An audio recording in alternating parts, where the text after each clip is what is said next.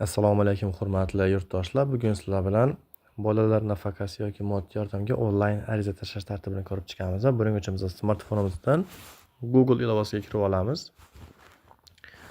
Qidiruv degan joyga my.go.uz deb yozib olamiz.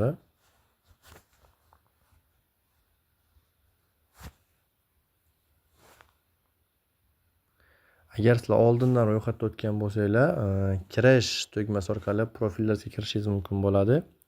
Agarda ro'yxatga o'tmagan bo'lsangiz, ro'yxatdan o'tish tugmasi orqali ro'yxatga o'tishingiz tavsiya qilinadi.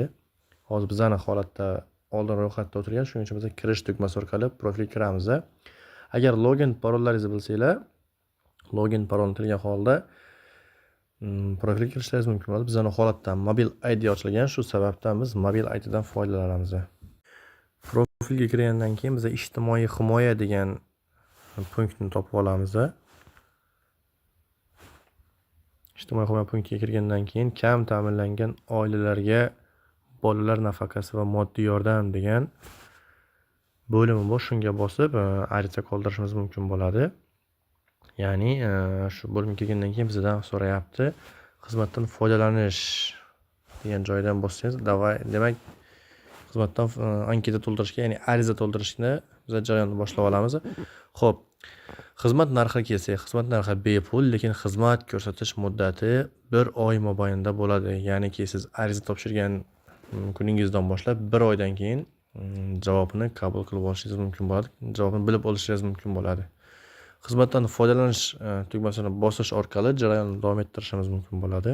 Xizmatdan foydalanish tugmasini bosgandan keyin bizda xuddi shunaqa oyna paydo bo'ladi. Bu joyga biz ma'lumotlarni to'g'ri va aniq kiritishimiz kerak bo'ladi. Faqat telefon raqam o'zida yozilgan bo'ladi. Bizning holatimizda telefon raqam o'chirgan, bu ataylab qilingan narsa. Sizlarda o'sha telefon raqam o'zi yozilib turgan bo'ladi. Yuqoridagi barcha ma'lumotlarni to'ldirgandan keyin sizlar keyingisi degan tugmani bosib, keyingi jarayonga o'tishlaringiz mumkin bo'ladi. Bu joyda o'zingizda mavjud bo'lgan barcha o'sha avtotransport vositasi yoki uydagi qoramollar, sigirlar, parrandalar haqida so'ralgan. Shular siz to'g'ri ko'rsatish orqali arizani to'ldirishingiz mumkin bo'ladi. Bu joylar to'ldirilgandan keyin keyingisi tugmasini bosishingiz so'raladi. 3-qadamda bizda oila tarkibi shakllanadi. Ya'ni oila tarkibingiz to'g'riligiga ishonch hosil qiling. Albatta, bu o'ta katta rolga ahamiyatga ega bo'ladi.